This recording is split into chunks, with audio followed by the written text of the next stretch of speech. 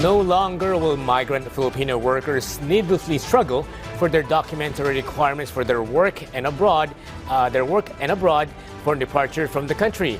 A one-stop shop and service hub that can only be described as ultimate OFW friendly. PTV's Kenneth Paciente runs down the features and services it offers. 4 years as an OFW in Saudi Arabia, Gabriel admitted it was not easy to handle the required paperwork needed in leaving the country. Mahirap talaga kasi lalo na yung first time ko po mag-abroad, mahirap talaga kasi kukuha ka ng ang daming kinukuha before na mga requirements.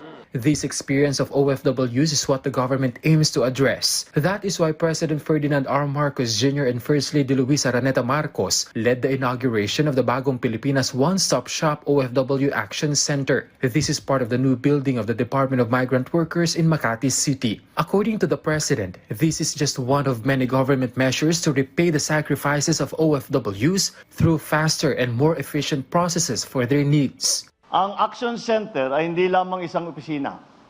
Isa itong simbolo ng mabilis, maayos, at pinagsama-samang serbisyo para sa ating mga OFW.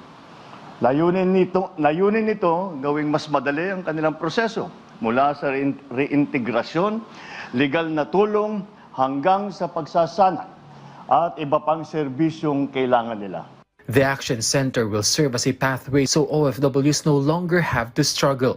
Among the services offered here are their needs from departure, throughout their time working abroad, and up to when they return to the Philippines. The services of other government agencies such as SSS, Pag-ibig, PhilHealth, TESDA, Department of Agriculture, DOH, DOLE, DTI, and others are also available here. Sa ating mga OFW na nagbabalik bansa, sa halip na maabala pa kayo sa mahabang pila at magulong proseso, bubungad na sa inyo ang maayos at mabilis na sistema upang makuha ninyo ang serbisyo, benepisyo at programa ng ating pamahalaan.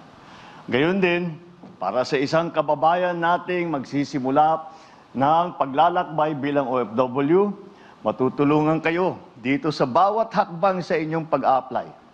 Simula sa kontrata, legal na proteksyon, hanggang sa pagsasanay. Tinitiyak natin sa bawat sulok ng mundo, may gobyernong handang tumulong sa inyo. OFWs can also use the space allocated for them as a rest area while taking care of their documents without having to pay any fees. The President again assured that the government will continue to strive to speed up processes, such as the launch of the eGovPH app. He also stressed that the government is focused on creating more opportunities here in the Philippines.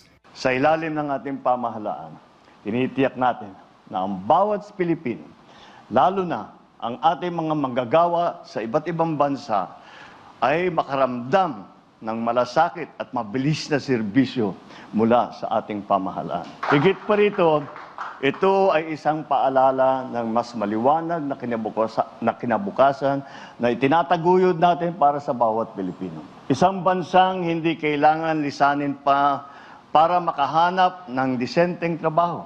At para sa mga pumipiling magtrabaho sa ibang bansa, sigurado silang buo ang suporta ng pamahalaan. From PTV Manila, Kenneth Paciente, Balitang Pambansa.